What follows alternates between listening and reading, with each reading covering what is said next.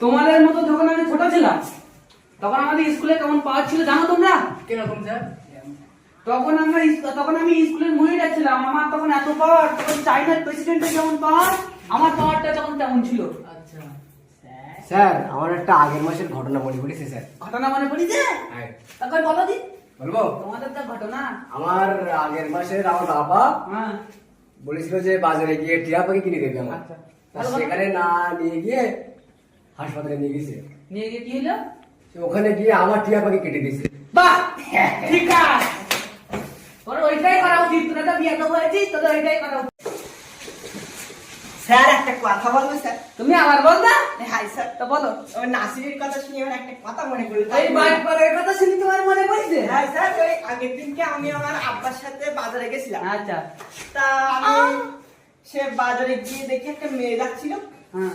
আব্বা ভাবে আমি বলতে চাইনি, ওটা মানে বন্ধু ভেবে বলেছিলাম যে একটা মাল যাচ্ছে, দেখ বন্ধু।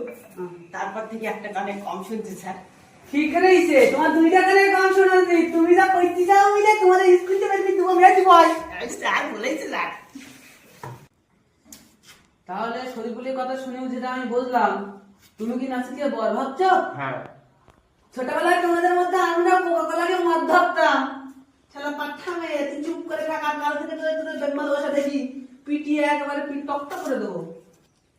তোমরা যা বাড়িছো, আজকে আমার আর পড়ার মন লেগেছে না। আজকে আমি পড়া এমনি শেষ করবো, কিন্তু পড়া শেষ করার আগে আমাদের যে একটা সঙ্গীত, আমার যেটা ছড়া, আমাদের যেটা কবিতা, যেটা আমরা স্কুল থেকে বাড়ি যাওয়ার সময় একটা একটা করে পড়ি তো স্যার। তা আজকের কবিতাটা কে পড়বে? স্যার আমি বলবো স্যার। তুই বলবি? হ্যাঁ। হ্যাঁ তুই ভালো ছিলি ভাই, তুই বল। ঠিক আছে ঠিক আছে। আর ঠিক আছে, তুই তুমি কি মিনিস্টারের মেয়ে হইতাও না? বল।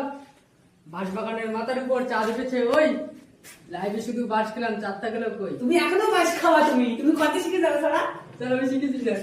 থাক।